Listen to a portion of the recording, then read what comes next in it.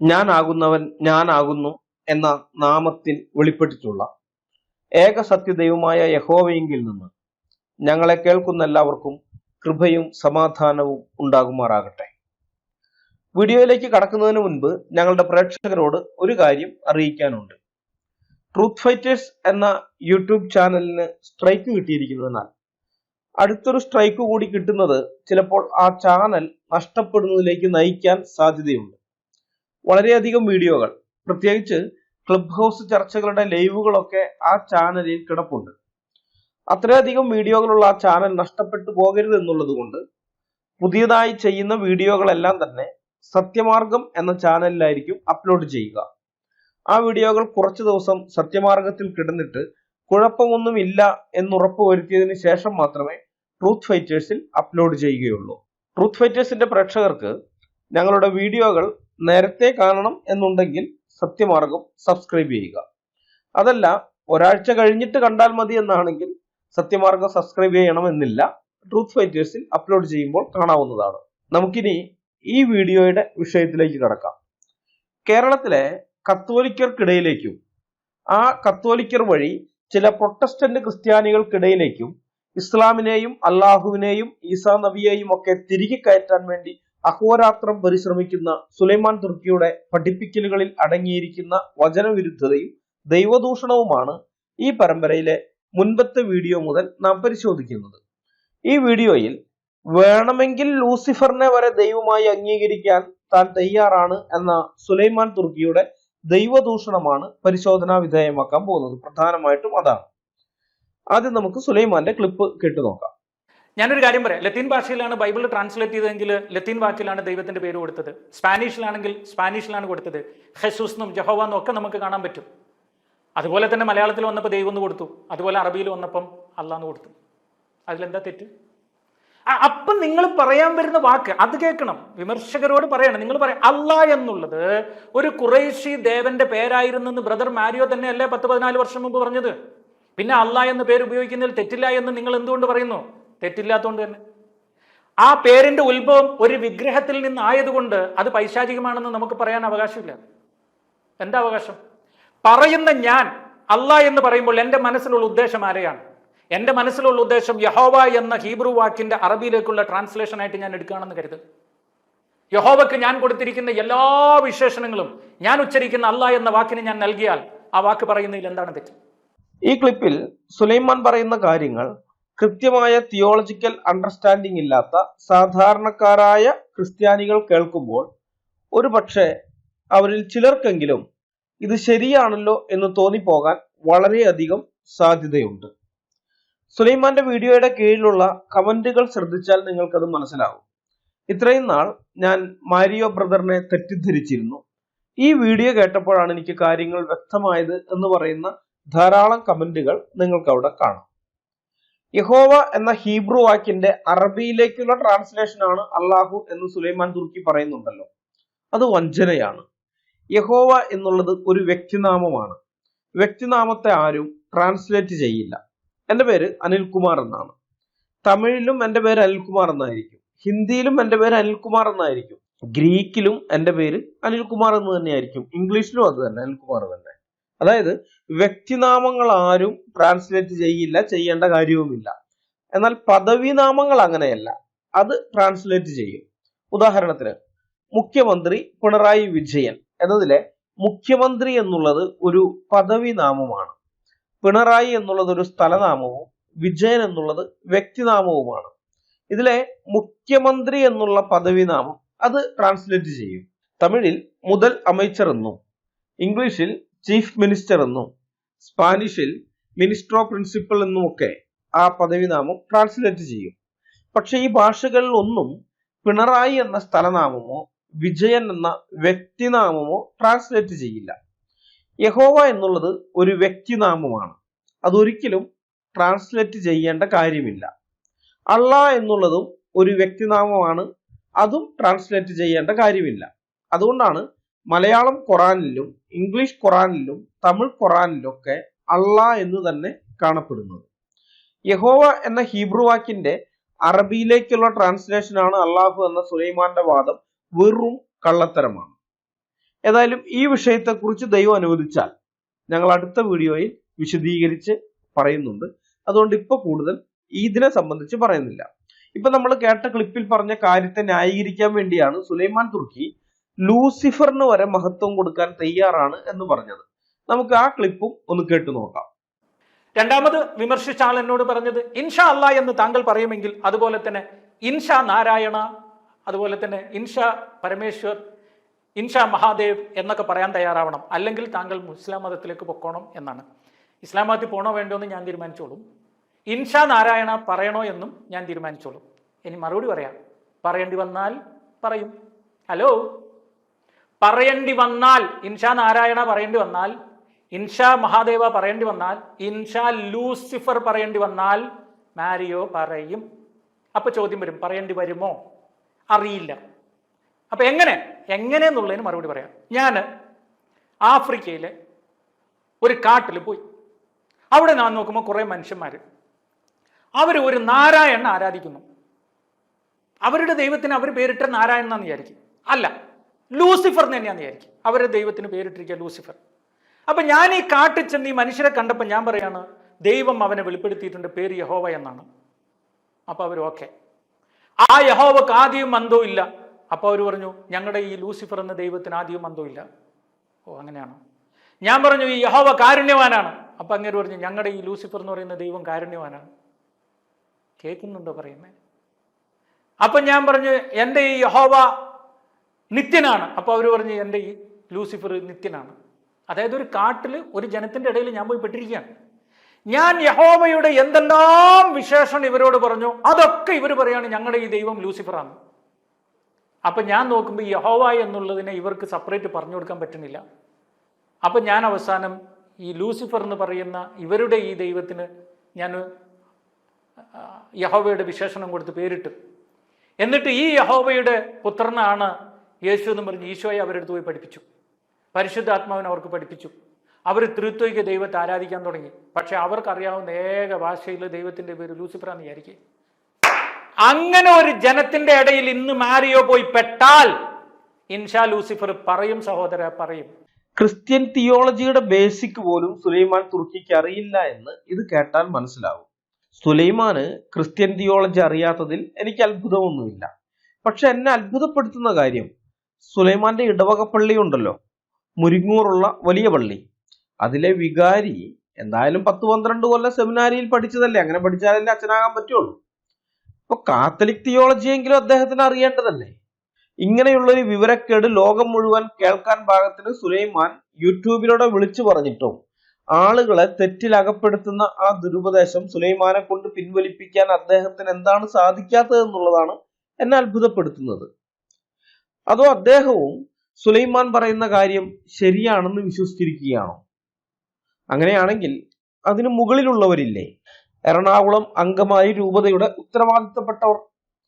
ഇനിയിപ്പോ അവരും സുലൈമാൻ പറഞ്ഞ പാഷാണ്ഡതയെ അംഗീകരിക്കുന്നവരാണോ? അതോ അവർക്കും ഈ പറഞ്ഞതിലെ പാഷാണ്ഡത മനസ്സിലാക്കാനുള്ള തിയോളജിക്കൽ അണ്ടർസ്റ്റാൻഡിങ് ഇല്ലേ? സംശയമാണ്. ഇതൊക്കെ കാണുമ്പോൾ ഉണ്ടാവുന്ന സംശയമാണ്. സുലൈമാൻ പറയുന്ന ഈ തിയോളജി ഇത് ബിബ്ലിക്കൽ തിയോളജി അല്ല. ഇത് ബൈബിളിന് അന്യമായിരിക്കുന്ന ഒരു ദൈവശാസ്ത്രമാണ്. നിങ്ങളൊന്ന് ആലോചിച്ചു നോക്കൂ. 2000 കൊല്ലം മുമ്പ് കേരളത്തിലുള്ളവരോ ഇന്ത്യയിലുള്ളവരോ യേശുക്രിസ്തു എന്ന പേര് കേട്ടിട്ടുണ്ടായിരുന്നു? ഇന്ത്യയിൽ മാത്രമല്ല, ഇപ്പൊ ആഫ്രിക്കയിലുള്ളവരോ അല്ലെങ്കിൽ യൂറോപ്പിലുള്ളവരോ യേശുക്രിസ്തു എന്ന പേര് കേട്ടിട്ടുണ്ടായിരുന്നു? അല്പം കൂടി വ്യക്തമായിട്ട് പറഞ്ഞാൽ, ഇന്നത്തെ ഇസ്രായേൽ പലസ്തീൻ പ്രദേശങ്ങൾക്ക് പുറത്ത് ജീവിച്ചിരുന്നവർക്ക് യേശുക്രിസ്തു എന്ന പേര് അറിയാമായിരുന്നു? ഇല്ല എന്നാണ് ഉത്തരം. ഇസ്രായേൽ പലസ്തീൻ പ്രദേശങ്ങളുടെ വെളിയിലേക്ക് സുവിശേഷവുമായി പോയ അപ്പോസ്തലന്മാരും അല്ലാത്തവരുമായ യേശുക്രിസ്തുവിന്റെ ശിഷ്യന്മാർ അവിടെ ചെന്ന് യേശുക്രിസ്തുവിന്റെ നാമം അവർക്ക് പരിചയപ്പെടുത്തി കൊടുക്കുകയാണ് ചെയ്തത്. അല്ലാതെ അവർ ചെന്ന സ്ഥലങ്ങളിലെ മനുഷ്യർ ആരാധിച്ചു വന്നിരുന്ന ഏതെങ്കിലും ദൈവങ്ങളുടെ പേരിൽ യേശുക്രിസ്തുവിനെ പരിചയപ്പെടുത്തുകയല്ല ഉണ്ടായത്. യേശുക്രിസ്തുവിനെ ദൈവപുത്രൻ എന്ന് ബൈബിളിൽ വിളിച്ചിട്ടുണ്ട്. ലോകത്തെ പല രാജ്യങ്ങളിലും പ്രബലമായിരിക്കുന്ന ബഹുദൈവ മതങ്ങളിലുള്ള ദൈവങ്ങൾക്ക് മക്കളുണ്ട്. സുവിശേഷവുമായി ആ രാജ്യങ്ങളിലേക്ക് പോയിട്ടുള്ള ആരെങ്കിലും അത്തരം ഏതെങ്കിലും മതദൈവത്തിന്റെ ഏതെങ്കിലും ഒരു മോന്റെ പേരിലാണോ അവിടങ്ങളിൽ യേശുക്രിസ്തുവിനെ പരിചയപ്പെടുത്തിയിട്ടുള്ളത്? ആണോ? അല്ല, ഒരിക്കലും അവരങ്ങനെ ചെയ്തിട്ടില്ല. യേശുക്രിസ്തുവിനെ കുറിച്ച് കേട്ടിട്ടോ അറിഞ്ഞിട്ടോ ഇല്ലാത്ത ജനങ്ങളുടെ ഇടയിൽ ചെന്ന് യേശുക്രിസ്തു എന്ന ഉന്നതമായ നാമം അവർക്ക് പരിചയപ്പെടുത്തുകയാണ് ഇവർ ചെയ്തിട്ടുള്ളത്, ഈ സുവിശേഷകന്മാർ ചെയ്തിട്ടുള്ളത്. ഇന്നും അതാണ് സുവിശേഷകർ ചെയ്യേണ്ടത്. യഹോവയുടെ പേരിന്റെ കാര്യത്തിലായാലും ഇങ്ങനെ തന്നെയാണ് സംഭവിച്ചിട്ടുള്ളത്. ആ പേര് യൂറോപ്പിലോ ആഫ്രിക്കയിലോ ഉള്ളവർക്ക് അറിയുമായിരുന്നു. ലോകത്തിന്റെ പല ഭാഗങ്ങളിലേക്ക് ചിതറിപ്പോയ യഹൂദന്മാർ യഹോവ എന്ന തങ്ങളുടെ ദൈവത്തിന്റെ നാമം അവിടങ്ങളിലുള്ളവർക്ക് പരിചയപ്പെടുത്തുകയാണ് ചെയ്തിട്ടുള്ളത്. പിൽക്കാലത്ത് ആ പ്രദേശങ്ങളിലേക്ക് സുവിശേഷവുമായി ചെന്ന ക്രിസ്ത്യാനികളും യഹോവ എന്ന ദൈവത്തെക്കുറിച്ച് അവരോട് പറഞ്ഞു. അല്ലാതെ യഹോവയോട് എന്തെങ്കിലും ചില സാമ്യങ്ങളുള്ള അവിടങ്ങളിലെ ഏതെങ്കിലും മതത്തിലെ ഒരു ദൈവത്തിന്റെ പേരിൽ യഹോവയെ അന്നാട്ടുകാർക്ക് പരിചയപ്പെടുത്തി കൊടുക്കുകയായിരുന്നില്ല അവരാരും ചെയ്തത്. ക്രിസ്ത്യാനിറ്റിയുടെ ചരിത്രം പരിശോധിച്ചാൽ ഇതെല്ലാം നമുക്ക് അറിയാൻ സാധിക്കും. ഇപ്പൊ കേട്ട ക്ലിപ്പിൽ സുലൈമാൻ പറയുന്ന ഒരു കാര്യം ഞാൻ ഒന്നുകൂടി നിങ്ങളുടെ ശ്രദ്ധയിലേക്ക് കൊണ്ടുവരികയാണ്. ഞാൻ യഹോവയുടെ എന്തെല്ലാം വിശേഷണങ്ങൾ പറഞ്ഞോ അതെല്ലാം ഞങ്ങളുടെ ദൈവം ലൂസിഫറിനും ഉണ്ട് എന്ന് അവർ പറയുന്നു. യഹോവ എന്ന ദൈവത്തിനെ കുറിച്ച് സെപ്പറേറ്റ് ആയിട്ട് അവർക്ക് പറഞ്ഞു കൊടുക്കാൻ പറ്റുന്നില്ല. അതുകൊണ്ട് യഹോവ എന്നതിന് പകരമായിട്ട് ലൂസിഫർ എന്ന പേര് താൻ ഉപയോഗിച്ച് ലൂസിഫർ എന്ന പേര് മാറ്റിയിട്ട യഹോവയുടെ പുത്രനാണ് യേശുക്രിസ്തു എന്ന് പറഞ്ഞ് അവരോട് യേശുക്രിസ്തുവിനെ കുറിച്ച് പഠിപ്പിക്കുമെന്നാണ് സുലൈമാൻ പറയുന്നത്. ആ ഭാഗം നമുക്ക് ഒന്നുകൂടി കേട്ടു നോക്കാം. അവരുടെ ദൈവത്തിന് അവർ പേരിട്ട നാരായണൻ എന്നാന്ന് വിചാരിക്കും, അല്ല ലൂസിഫർ തന്നെയാന്ന് വിചാരിക്കും. അവരുടെ ദൈവത്തിന് പേരിട്ടിരിക്കുക ലൂസിഫർ. അപ്പൊ ഞാൻ ഈ കാട്ടിൽ ചെന്ന് ഈ മനുഷ്യരെ കണ്ടപ്പോൾ ഞാൻ പറയാണ് ദൈവം അവനെ വെളിപ്പെടുത്തിയിട്ടുണ്ട്, പേര് യഹോവ എന്നാണ്. അപ്പൊ അവർ ഓക്കെ, ആ യഹോവക്ക് ആദ്യവും അന്തവും ഇല്ല. അപ്പൊ അവർ പറഞ്ഞു ഞങ്ങളുടെ ഈ ലൂസിഫർ എന്ന ദൈവത്തിന് ആദ്യവും അന്തവും ഇല്ല. ഓ അങ്ങനെയാണോ? ഞാൻ പറഞ്ഞു ഈ യഹോവ കാരുണ്യവാനാണ്. അപ്പൊ അങ്ങനെ പറഞ്ഞു ഞങ്ങളുടെ ഈ ലൂസിഫർ എന്ന് പറയുന്ന ദൈവം കാരുണ്യവാനാണ്. കേൾക്കുന്നുണ്ടോ പറയുന്നേ? അപ്പൊ ഞാൻ പറഞ്ഞു എൻ്റെ ഈ യഹോവ നിത്യനാണ്. അപ്പൊ അവർ പറഞ്ഞു എൻ്റെ ഈ ലൂസിഫർ നിത്യനാണ്. അതായത് ഒരു കാട്ടിൽ ഒരു ജനത്തിന്റെ ഇടയിൽ ഞാൻ പോയി പെട്ടിരിക്കുകയാണ്. ഞാൻ യഹോവയുടെ എന്തെല്ലാം വിശേഷണം ഇവരോട് പറഞ്ഞു അതൊക്കെ ഇവർ പറയാണ് ഞങ്ങളുടെ ഈ ദൈവം ലൂസിഫറാണ്. അപ്പൊ ഞാൻ നോക്കുമ്പോൾ ഈ യഹോവ എന്നുള്ളതിനെ ഇവർക്ക് സെപ്പറേറ്റ് പറഞ്ഞു കൊടുക്കാൻ പറ്റുന്നില്ല. അപ്പൊ ഞാൻ അവസാനം ഈ ലൂസിഫർ എന്ന് പറയുന്ന ഇവരുടെ ഈ ദൈവത്തിന് ഞാൻ യഹോവയുടെ വിശേഷണം കൊടുത്ത് പേരിട്ടു. എന്നിട്ട് ഈ യഹോവയുടെ പുത്രനാണ് യേശു എന്ന് പറഞ്ഞ് ഈശോയെ അവരെടുത്ത് പോയി പഠിപ്പിച്ചു. പരിശുദ്ധാത്മാവിനെ അവർക്ക് പഠിപ്പിച്ചു. അവർ ത്രിത്വൈക ദൈവത്തെ ആരാധിക്കാൻ തുടങ്ങി. പക്ഷെ അവർക്കറിയാവുന്ന ഏക ഭാഷയിൽ ദൈവത്തിന്റെ പേര് ലൂസിഫറാന്ന് വിചാരിക്കുക. അങ്ങനെ ഒരു ജനത്തിന്റെ ഇടയിൽ ഇന്ന് മാരിയോ പോയി പെട്ടാൽ ഇൻഷാ ലൂസിഫർ പറയും സഹോദര പറയും. ക്രൈസ്തവ ദൈവശാസ്ത്ര പ്രകാരം ഈ പറഞ്ഞത് കടുത്ത ദൈവദൂഷണമാണ്. അത് മനസ്സിലാക്കാനുള്ള തിരിച്ചറിവ് സുലൈമാൻ തുർക്കി പോയിക്കൊണ്ടിരിക്കുന്ന ഇടവക പള്ളിയിലെ പുരോഹിതനോ അയാൾക്ക് മുകളിലുള്ളവർക്കോ ഇല്ല എന്നുള്ളത് കൊണ്ടാണ് സുലൈമാൻ തുർക്കി പരസ്യമായി ഈ ദൈവദൂഷണം പറയാൻ ധൈര്യപ്പെടുന്നത്. ദൈവത്തിന്റെ ഗുണങ്ങൾ മാത്രമാണോ ബൈബിളിൽ പറഞ്ഞിട്ടുള്ളത്? ദൈവത്തിന്റെ പ്രവൃത്തികൾക്കും അതേ പ്രാധാന്യം ബൈബിൾ നൽകുന്നില്ലേ? ദൈവത്തെക്കുറിച്ച് സംസാരിക്കുമ്പോൾ ദൈവത്തിന്റെ ഗുണങ്ങളെക്കുറിച്ച് മാത്രം പറയുകയും ദൈവത്തിന്റെ പ്രവൃത്തികളെക്കുറിച്ച് മിണ്ടാതിരിക്കുകയും ചെയ്യുക എന്ന പൈശാചിക തന്ത്രമാണ് ഈ ഉദാഹരണത്തിൽ പോലും സുലൈമാൻ തുർക്കി എടുത്തിരിക്കുന്നത്. യഹോവയായ ദൈവത്തിന്റെ ഗുണങ്ങൾ ലോകത്തുള്ള ഏത് മതങ്ങളിലെ ദൈവത്തിന്റെ മേലും ആർക്കും ആരോപിക്കാവുന്നവയാണ്. ബൈബിളിലെ ദൈവം കരുണയുള്ളവനാണ് എന്ന് പറഞ്ഞാൽ ലോകത്തിലെ ഏത് മതക്കാരനും പറയാം അവന്റെ ദൈവവും കരുണയുള്ളവനാണ് എന്ന്. ബൈബിളിലെ ദൈവം സർവശക്തനാണ് എന്ന് നാം പറഞ്ഞാൽ ഡിങ്കോയിസ്റ്റുകൾ വരെ പറയും അവരുടെ ദൈവമായ ഡിങ്കൻ ശക്തരിൽ ശക്തനാണ്, എതിരാളിക്കൊരു പോരാളിയാണ് എന്ന്. ബൈബിളിലെ ദൈവത്തിന്റെ ഏതൊക്കെ സ്വഭാവങ്ങളും ഗുണങ്ങളും നമ്മൾ പറഞ്ഞാലും അതൊക്കെ തന്നെ ലോകത്തിലെ ഏത് മതങ്ങളിലുമുള്ള ദൈവങ്ങളുടെയൊക്കെ പേരിൽ ആ മതങ്ങളുടെ അനുയായികൾക്ക് ആരോപിക്കാവുന്നതേയുള്ളൂ. അങ്ങനെ വരുമ്പോൾ ബൈബിളിലെ ദൈവം എങ്ങനെയാണ് വ്യത്യസ്തനാകുന്നത്? അല്ലെങ്കിൽ അവിടുന്ന് മാത്രമാണ് സത്യദൈവം എന്നുള്ളത് എങ്ങനെയാണ് തിരിച്ചറിയാൻ മനുഷ്യർക്ക് സാധിക്കുന്നത്? അതൊരു പ്രധാനപ്പെട്ട ചോദ്യമാണ്. അതിനുത്തരമായിട്ടാണ് ബൈബിളിലെ ദൈവത്തിന്റെ പ്രവൃത്തികൾ നമ്മൾ പരിശോധനാ വിധേയമാക്കേണ്ടത്. ബൈബിളിലെ ദൈവമായ യഹോവ തന്റെ ദാസനായ മോശെ മുഖാന്തരം ഇസ്രായേൽ ജനത്തോട് പറയുന്ന ഒരു കാര്യമുണ്ട്. വാസ്തവത്തിൽ അത് ഇസ്രായേൽ ജനത്തോട് മാത്രമല്ല ലോകത്തെമ്പാടുമുള്ള സകല മനുഷ്യരോടും പറയുന്ന കാര്യമാണ്. ആവർത്തന പുസ്തകം 4-ാം അധ്യായം 32 മുതൽ 39 വരെയുള്ള വാക്യങ്ങൾ. ദൈവം മനുഷ്യനെ ഭൂമിയിൽ സൃഷ്ടിച്ച നാൾ മുതൽ നിനക്ക് മുമ്പുണ്ടായ പൂർവ്വകാലത്തിലും ആകാശത്തിലെ ഒരു അറ്റം തുടങ്ങി മറ്റേ അറ്റത്തോളവും എവിടെയെങ്കിലും ഇങ്ങനെയുള്ള മഹാകാര്യം നടന്നിട്ടുണ്ടോ കേട്ടിട്ടുണ്ടോ എന്ന് നീ അന്വേഷിക്കാം. ഏതൊരു ജാതിയെങ്കിലും നീ കേട്ടതുപോലെ തീയുടെ നടുവിൽ നിന്ന് സംസാരിക്കുന്ന ദൈവത്തിന്റെ ശബ്ദം കേൾക്കുകയും ജീവനോടിരിക്കുകയും ചെയ്തിട്ടുണ്ടോ? അല്ലെങ്കിൽ നിങ്ങളുടെ ദൈവമായ യഹോവ മിസ്രയീമിൽ വെച്ച് നീ കാണുക നിങ്ങൾക്ക് വേണ്ടി ചെയ്തതുപോലെയൊക്കെയും പരീക്ഷകൾ, അടയാളങ്ങൾ, അത്ഭുതങ്ങൾ, യുദ്ധം, ബലമുള്ള കൈ, നീട്ടിയ ഭുജം, വലിയ ഭയങ്കര പ്രവൃത്തികൾ എന്നിവയാൽ ദൈവം ഒരു ജാതിയെ മറ്റൊരു ജാതിയുടെ നടുവിൽ നിന്ന് തനിക്കായി ചെന്നെടുപ്പാൻ ഉദ്യമിച്ചിട്ടുണ്ടോ? നിനക്കോ ഇത് കാണുവാൻ സംഗതി വന്നു. യഹോവ തന്നെ ദൈവം, അവനല്ലാതെ മറ്റൊരുത്തനുമില്ല എന്നു നീ അറിയേണ്ടതിന് തന്നെ. അവൻ നിനക്ക് ബുദ്ധി ഉപദേശിക്കേണ്ടതിന് ആകാശത്ത് നിന്ന് തന്റെ ശബ്ദം നിന്നെ കേൾപ്പിച്ചു. ഭൂമിയിൽ തന്റെ മഹത്തായ തീയും നിന്നെ കാണിച്ചു. നീ അവന്റെ വചനവും തീയുടെ നടുവിൽ നിന്ന് കേട്ടു. നിന്റെ പിതാക്കന്മാരെ സ്നേഹിച്ചതുകൊണ്ട് അവൻ അവരുടെ സന്തതിയെ തിരഞ്ഞെടുത്തു. നിന്നെക്കാൾ വലിപ്പവും ബലവുമുള്ള ജാതികളെ നിന്റെ മുമ്പിൽ നിന്ന് നീക്കിക്കളയുവാനും ഇന്നുള്ളതുപോലെ അവരുടെ ദേശത്തെ നിനക്ക് അവകാശമായി തരേണ്ടതിന് നിന്നെ കൊണ്ടുപോയാക്കുവാനും തന്റെ സാന്നിധ്യവും മഹാശക്തിയും കൊണ്ട് മിസ്രയീമിൽ നിന്ന് നിന്നെ പുറപ്പെടുവിച്ചു. ആകയാൽ മീതെ സ്വർഗത്തിലും താഴെ ഭൂമിയിലും യഹോവ തന്നെ ദൈവം, മറ്റൊരുത്തനുമില്ല എന്ന് നീ ഇന്ന് അറിഞ്ഞ് മനസ്സിൽ വെച്ചുകൊള്ളുക. ആവർത്തനം 4-ാം അധ്യായം 32 മുതൽ 39 വരെയുള്ള വാക്യങ്ങൾ. ഇവിടെ ദൈവം തന്റെ പ്രവൃത്തികളെ കുറിച്ചാണ് പറയുന്നത്. ഇങ്ങനെ പ്രവർത്തിച്ചിട്ടുള്ള ഒരു ദൈവം ലോകത്ത് വേറെ എവിടെയെങ്കിലും ഉണ്ടോ എന്നാണ് ദൈവത്തിന്റെ ചോദ്യം. ഇല്ല എന്നാണ് ഉത്തരം. ഞങ്ങളുടെ ദൈവം നീതിമാനാണ്, കാരുണ്യവാനാണ്, സ്നേഹമുള്ളവനാണ്, കരുണയുള്ളവനാണ് എന്നൊക്കെ നമ്മൾ പറഞ്ഞാൽ ആ ഗുണങ്ങളൊക്കെ ഞങ്ങളുടെ ദൈവത്തിനും ഉണ്ടെന്ന് പറയാൻ അന്യദൈവങ്ങളിൽ വിശ്വസിക്കുന്ന ഏതൊരാൾക്കും സാധിക്കും. പക്ഷെ ഞങ്ങളുടെ ദൈവം 10 ബാധകളിലൂടെ ഇസ്രായേൽ ജനത്തെ ഈജിപ്തിൽ നിന്ന് വിടുവിച്ചു കൊണ്ടുവന്ന ദൈവമാണ്. അതിനുവേണ്ടി അവൻ ചെങ്കടലിനെ വിഭാഗിച്ചവനാണ്. ഇസ്രായേൽ ജനം മരുഭൂമിയിൽ സഞ്ചരിക്കുമ്പോൾ പകൽ മേഘസ്തംഭമായും രാത്രി അഗ്നിസ്തംഭമായും തണലും വെളിച്ചവും നൽകിയവനാണ്. അവർക്ക് ഭക്ഷണമായി 40 വർഷം മന്ന കൊടുത്തവനാണ്. ഇസ്രായേൽ ജനം അവിശ്വാസവും അനുസരണക്കേടും കാണിച്ചപ്പോൾ മുഖപക്ഷം കൂടാതെ അവരെ ശിക്ഷിച്ച് 40 വർഷം മരുഭൂമിയിൽ അവരെ നടത്തിയവനാണ്. 40 വർഷം കഴിഞ്ഞപ്പോൾ അവർക്ക് വേണ്ടി യോർദാൻ നദി വിഭജിച്ച് അവരെ കനാൻ ദേശത്ത് കൊണ്ടുവന്ന് അവർക്ക് ആ ദേശം അവകാശമായി നൽകിയവനാണ് എന്ന് പറഞ്ഞാൽ ലോകത്തിലെ ഏതെങ്കിലും മതദൈവങ്ങളിൽ വിശ്വസിക്കുന്നവർക്ക് അവകാശപ്പെടാൻ കഴിയുമോ ഞങ്ങളുടെ ദൈവവും ഇങ്ങനെയൊക്കെ ചെയ്തിട്ടുള്ളവനാണ് എന്ന്?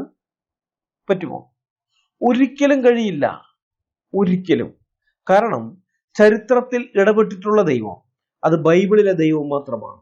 ചരിത്രത്തിലേക്ക് ഇറങ്ങി വന്നിട്ടുള്ള ദൈവം, ചരിത്രത്തെ രണ്ടായി വിഭാഗിച്ചിട്ടുള്ള ദൈവം അത് ബൈബിളിലെ ദൈവം മാത്രമാണ്. അന്ധകാരത്തിൽ നിന്ന് അത്ഭുത പ്രകാശത്തിലേക്ക് വിളിച്ച ദൈവത്തിന്റെ സൽഗുണങ്ങളെ മാത്രമല്ല, ദൈവത്തിന്റെ പ്രവൃത്തികളും ഘോഷിക്കേണ്ടവനാണ് ക്രിസ്ത്യാനി. സങ്കീർത്തന പുസ്തകങ്ങൾ മാത്രം നോക്കിയാൽ മതി, അക്കാര്യം നമുക്ക് മനസ്സിലാകും. 9-ാം സങ്കീർത്തനത്തിൽ നാം വായിക്കുന്നുണ്ട്, സിയോനിൽ വസിക്കുന്ന യഹോവയ്ക്ക് സ്തോത്രം പാടുവിൻ, അവന്റെ പ്രവൃത്തികളെ ജാതികളുടെ ഇടയിൽ ഘോഷിപ്പിൻ എന്ന്. 105-ാം സങ്കീർത്തനം തുടങ്ങുന്നത് തന്നെ യഹോവയ്ക്ക് സ്തോത്രം ചെയ്യുവിൻ, തൻ നാമത്തെ വിളിച്ചപേക്ഷിപ്പിൻ, അവന്റെ പ്രവൃത്തികളെ ജാതികളുടെ ഇടയിൽ അറിയിപ്പിൻ എന്ന് ആഹ്വാനം ചെയ്തുകൊണ്ടാണ്. 77-ാം സങ്കീർത്തനത്തിൽ നാം വായിക്കുന്നത്, ഞാൻ യഹോവയുടെ പ്രവൃത്തികളെ വർണ്ണിക്കും, നിന്റെ പണ്ടത്തെ അത്ഭുതങ്ങളെ ഞാൻ ഓർക്കും, ഞാൻ നിന്റെ സകല പ്രവൃത്തിയെയും കുറിച്ച് ധ്യാനിക്കും, നിന്റെ ക്രിയകളെ കുറിച്ച് ഞാൻ ചിന്തിക്കും എന്നാണ്. 111-ാം സങ്കീർത്തനത്തിൽ നാം വായിക്കുന്നത്, യഹോവയുടെ പ്രവൃത്തികൾ വലിയവയും അവയിൽ ഇഷ്ടമുള്ളവരൊക്കെയും ശോധന ചെയ്യേണ്ടിയവയും ആകുന്നു എന്നാണ്. യഹോവയുടെ പ്രവൃത്തികൾ വലിയതാണ്, അവ പരിശോധിച്ചു നോക്കേണ്ടതാണ്, അന്വേഷിച്ച് ആരാഞ്ഞറിയേണ്ടവയാണെന്നാണ് സങ്കീർത്തനക്കാരൻ പറയുന്നത്. അങ്ങനെ പരിശോധിച്ചു നോക്കുമ്പോൾ നമുക്കൊരു കാര്യം മനസ്സിലാകും. 40-ാം സങ്കീർത്തനത്തിൽ ആ കാര്യം പറയുന്നുണ്ട്. എന്റെ ദൈവമായ യഹോവേ, നീ ചെയ്ത അത്ഭുത പ്രവൃത്തികളും ഞങ്ങൾക്ക് വേണ്ടിയുള്ള നിന്റെ വിചാരങ്ങളും വളരെയാകുന്നു, നിന്നോട് സദൃശൻ ആരുമില്ല. ഞാൻ അവയെ വിവരിച്ച് പ്രസ്താവിക്കുമായിരുന്നു, എന്നാൽ അവ എണ്ണിക്കൂടാതെ വണ്ണം അധികമാകുന്നു എന്നാണ്. ബൈബിളിലെ ദൈവത്തിന്റെ പ്രവൃത്തികൾ പരിശോധിക്കുമ്പോഴാണ് സത്യാന്വേഷിയായ ഒരാൾക്ക് മനസ്സിലാകുക, ഈ ദൈവത്തിന് സദൃശൻ ആരുമില്ല, ഈ ദൈവത്തിന് തുല്യനായിട്ട് ആരുമില്ല, തുല്യം ചൊല്ലാൻ ആരുമില്ലാത്ത വിധം ഉന്നതനാണ് ബൈബിളിലെ ദൈവം എന്നുള്ള സത്യം അപ്പോഴാണ് അവന് പിടികിട്ടുക. ഈ കാര്യം ഒന്നുകൂടെ വ്യക്തമാക്കിക്കൊണ്ട് 86-ാം സങ്കീർത്തനത്തിൽ പറയുന്നുണ്ട്, കർത്താവേ, ദേവന്മാരിൽ നിനക്ക് തുല്യനായവനില്ല, നിന്റെ പ്രവൃത്തികൾക്ക് തുല്യമായ ഒരു പ്രവൃത്തിയുമില്ല എന്ന്. സുലൈമാൻ തുർക്കിയുടെ വാദത്തിന്റെ പൊള്ളത്തരം നിങ്ങൾക്ക് ഇപ്പോൾ മനസ്സിലായി കാണും എന്ന് പ്രതീക്ഷിക്കുന്നു. ബൈബിളിലെ ദൈവത്തിന്റെ ഗുണങ്ങളെക്കുറിച്ചോ സ്വഭാവത്തെക്കുറിച്ചോ പറയുമ്പോൾ അതൊക്കെ ഞങ്ങളുടെ ദൈവങ്ങൾക്കും ഉണ്ടെന്ന് പറയാൻ ലോകത്തുള്ള എല്ലാ മതങ്ങളുടെയും അനുയായികൾക്ക് പറ്റും.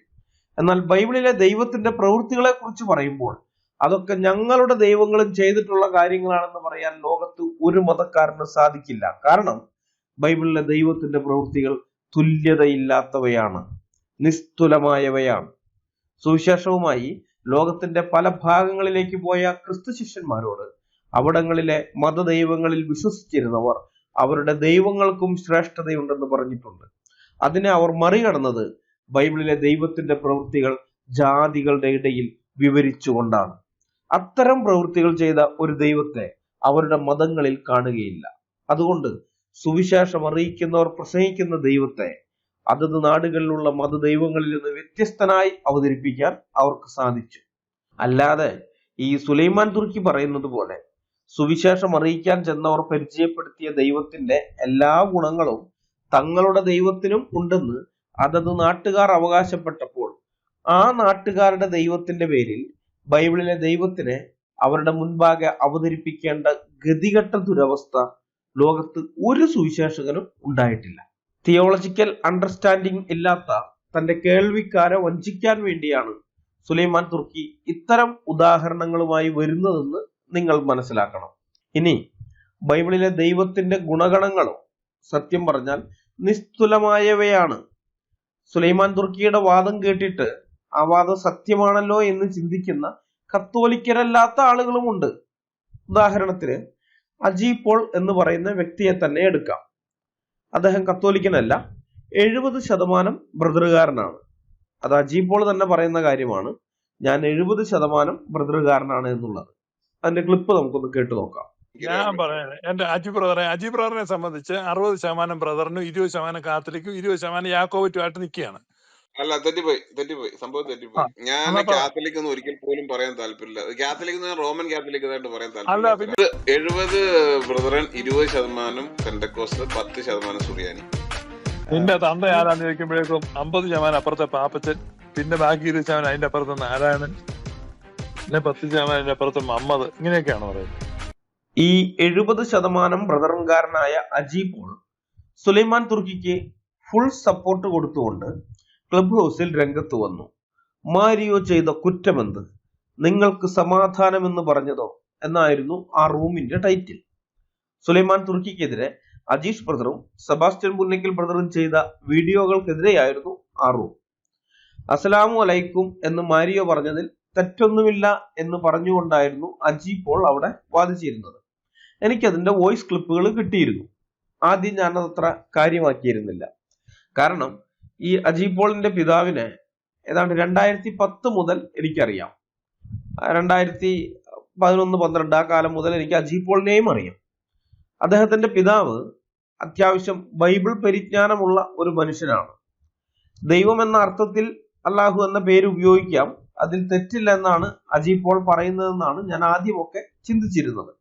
അതുകൊണ്ട് തന്നെ അജിയുടെ റൂമുകളെ ഞാൻ അത്ര സീരിയസ് ആയി എടുത്തിരുന്നുമില്ല.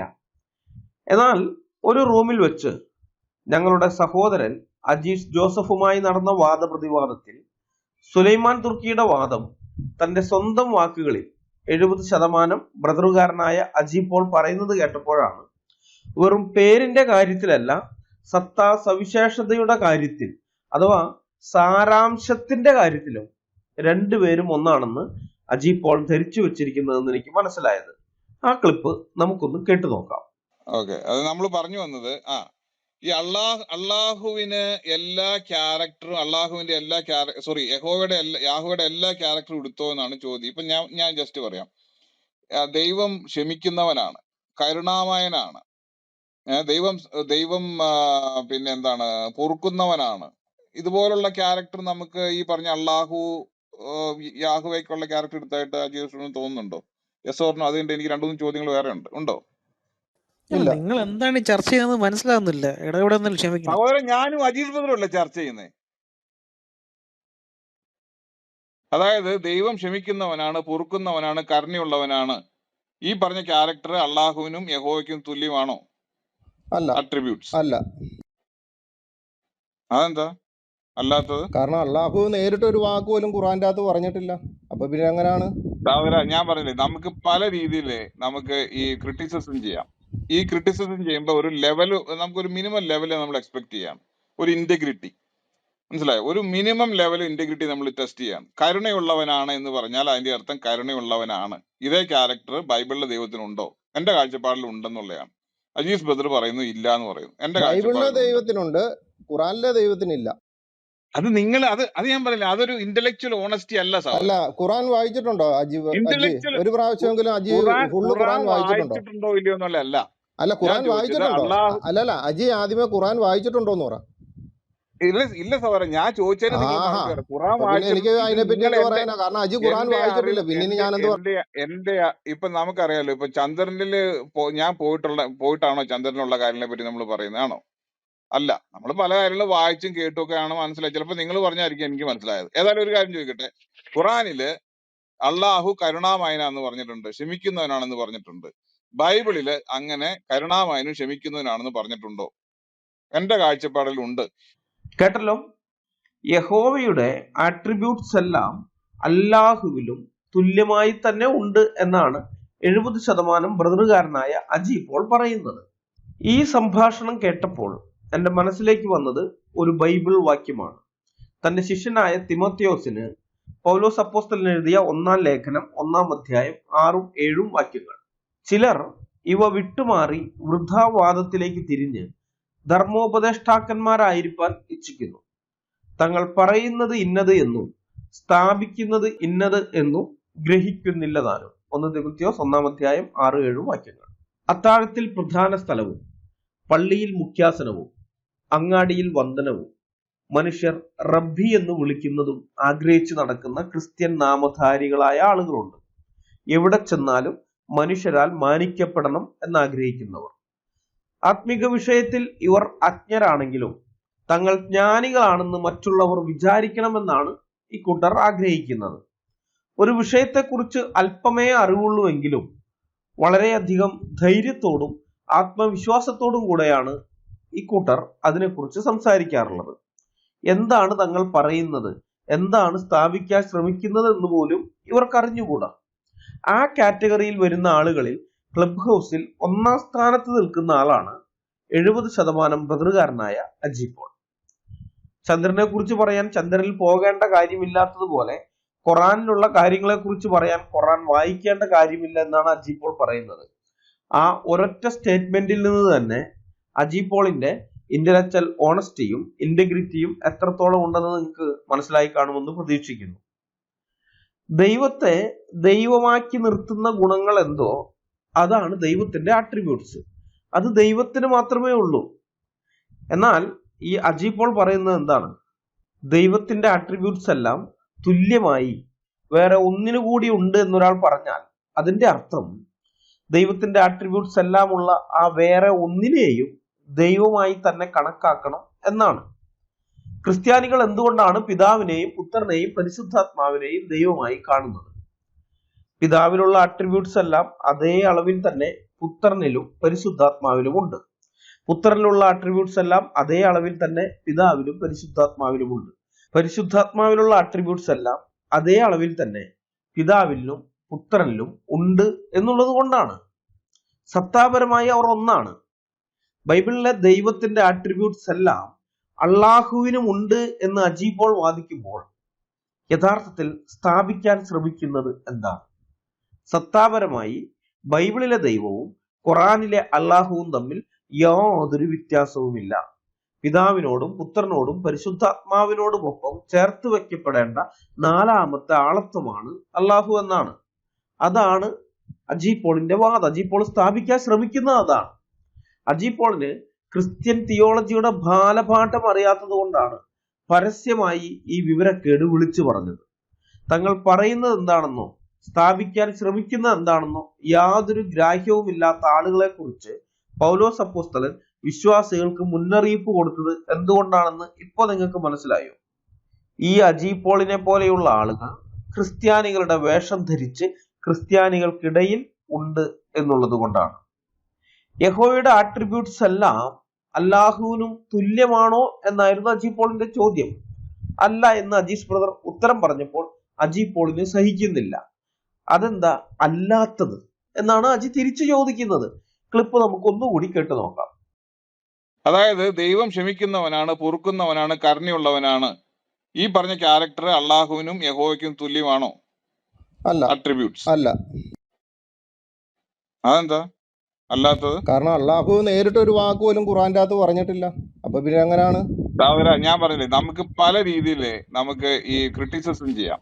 ഈ ക്രിറ്റിസിസം ചെയ്യുമ്പോൾ ഒരു ലെവല്, നമുക്കൊരു മിനിമം ലെവല് നമ്മൾ എക്സ്പെക്ട് ചെയ്യാം. ഒരു ഇന്റഗ്രിറ്റി, മനസ്സിലായോ? ഒരു മിനിമം ലെവൽ ഇന്റഗ്രിറ്റി നമ്മൾ ടെസ്റ്റ് ചെയ്യാം. കരുണയുള്ളവനാണ് എന്ന് പറഞ്ഞാൽ അതിന്റെ അർത്ഥം കരുണയുള്ളവനാണ്. ഇതേ ക്യാരക്ടർ ബൈബിളിലെ ദൈവത്തിനുണ്ടോ? എന്റെ കാഴ്ചപ്പാടിൽ ഉണ്ടെന്നുള്ളതാണ്. അജീസ് ബദർ പറയുന്നു ഇല്ല എന്ന് പറയുന്നു. എന്റെ ബൈബിളിലെ കാഴ്ചപ്പാടിലുണ്ട്. ദൈവത്തിനുണ്ട്, ഖുറാനിലെ ദൈവത്തിനില്ല.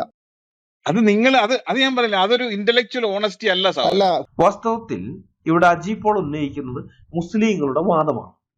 ബൈബിളിലെ ദൈവം തന്നെയാണ് അള്ളാഹു എന്ന് സ്ഥാപിക്കാൻ വ്യർത്ഥ പരിശ്രമം നടത്തുന്ന മുസ്ലിങ്ങളാണ് ഇത്തരമൊരു വാദവുമായിട്ട് വരിക.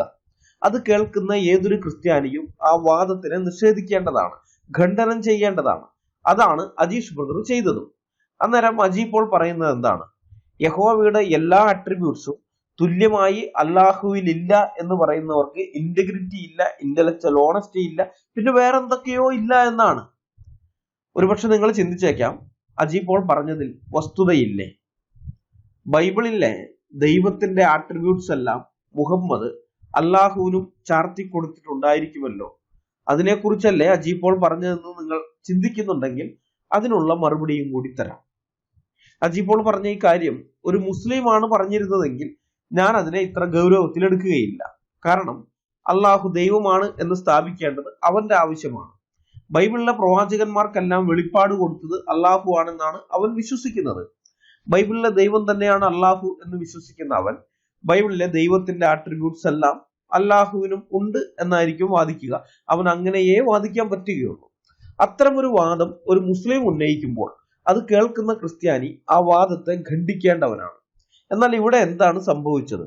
അള്ളാഹുവിനെ ദൈവമാക്കാൻ വേണ്ടിയുള്ള മുസ്ലിങ്ങളുടെ വാദം ക്രിസ്ത്യാനി എന്നും പറഞ്ഞ് നടക്കുന്ന അജി പോൾ എടുത്തുകൊണ്ടുവരികയാണ്. ഒരു ക്രിസ്ത്യൻ അപ്പോളജിസ്റ്റായ അജീഷ് ബ്രദറിനെതിരെ. അതും കൂടി ആലോചിക്കണം.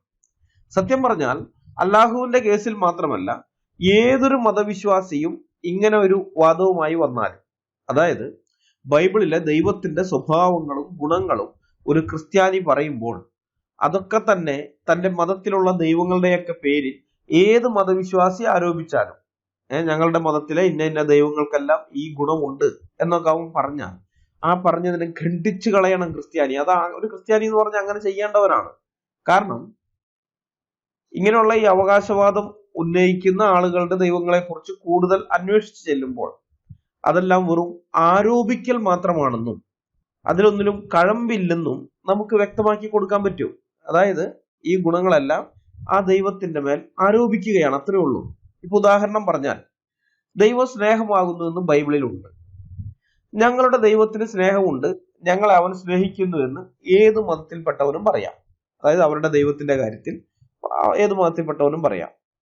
അവന്റെ ദൈവത്തിന്റെ മേലും അവന് ഈ സ്നേഹം എന്നത് ആരോപിക്കാൻ പറ്റും.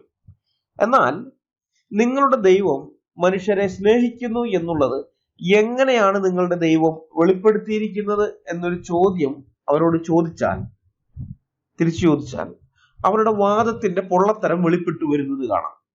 ഞാൻ നിന്നെ സ്നേഹിക്കുന്നു എന്നൊരാൾ പറഞ്ഞതുകൊണ്ട് ആ പറഞ്ഞത് സത്യമാണെന്നില്ല, അയാളുടെ സ്നേഹം വെളിപ്പെടുന്നില്ല.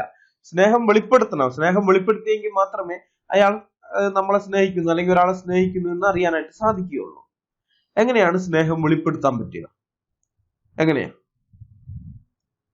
നൽകിക്കൊണ്ട് മാത്രമേ സ്നേഹം വെളിപ്പെടുത്താൻ പറ്റൂ, കൊടുത്തുകൊണ്ട്.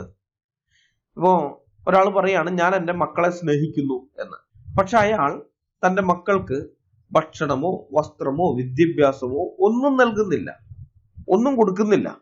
അയാൾ വീട്ടിൽ ഭക്ഷണം ഉണ്ടാക്കുന്നു, കഴിക്കുന്നു, മക്കൾക്ക് കൊടുക്കുകയില്ല. അയാൾ നല്ല വസ്ത്രങ്ങൾ വാങ്ങി ധരിക്കുന്നു, മക്കൾക്ക് വസ്ത്രങ്ങളൊന്നും വാങ്ങിക്കൊടുക്കുകയില്ല. പക്ഷെ വായ കൊണ്ട് എപ്പോഴും പറയും ഞാൻ എൻ്റെ മക്കളെ സ്നേഹിക്കുന്നുവെന്ന്. ആ പറയുന്നതിൽ വല്ല സത്യവും ഉണ്ടോ? ഇല്ല എന്ന് നമുക്ക് എല്ലാവർക്കും അറിയാം. കൊടുത്തുകൊണ്ട് മാത്രമേ സ്നേഹം വെളിപ്പെടുത്താൻ പറ്റുകയുള്ളൂ. ഒരാളുടെ ബർത്ത്ഡേക്ക് നമ്മൾ അയാൾക്ക് സമ്മാനങ്ങളൊക്കെ നൽകുന്നുണ്ട്.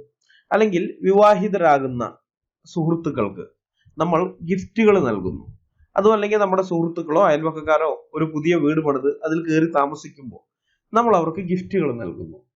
അതിലൂടെ നമ്മൾ എന്താണ് വെളിപ്പെടുത്തുന്നത്?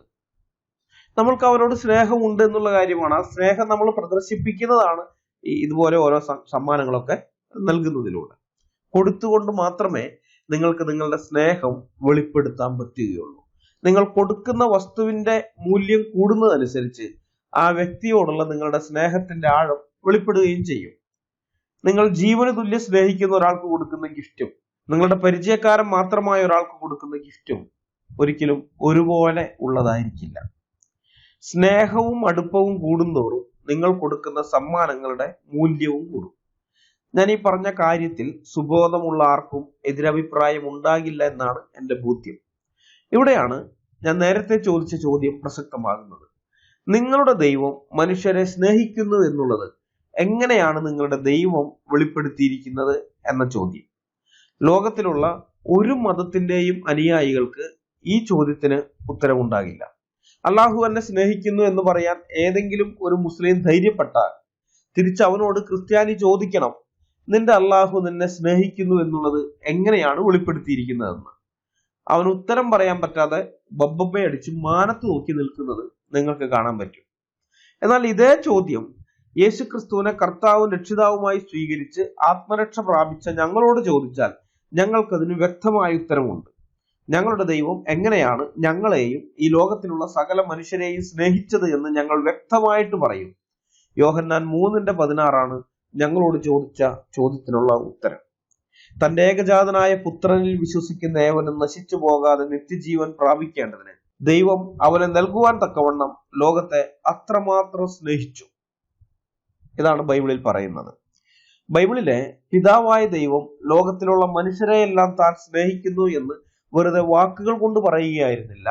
താൻ ഏറ്റവും സ്നേഹിച്ച, ഏറ്റവും വിലമതിച്ച തന്റെ ഏകജാതനായ പുത്രനെ ലോകത്തിന് നൽകിക്കൊണ്ട് ആ സ്നേഹം വെളിപ്പെടുത്തുകയും ചെയ്തിട്ടുണ്ട്.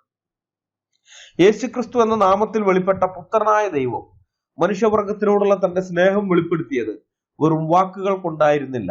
കാൽവരി ക്രൂശിൽ മനുഷ്യരുടെ പാപപരിഹാരത്തിന് വേണ്ടി അവസാന തുള്ളി ചോരയും ചിന്തിക്കൊണ്ട് തന്റെ ജീവനെ മനുഷ്യവർഗത്തിന് മറുവിലയായി നൽകിക്കൊണ്ടായിരുന്നു തന്റെ സ്നേഹം വെളിപ്പെടുത്തിയത്. അതും അവന്റെ ശത്രുക്കളായ മനുഷ്യർക്ക് വേണ്ടി.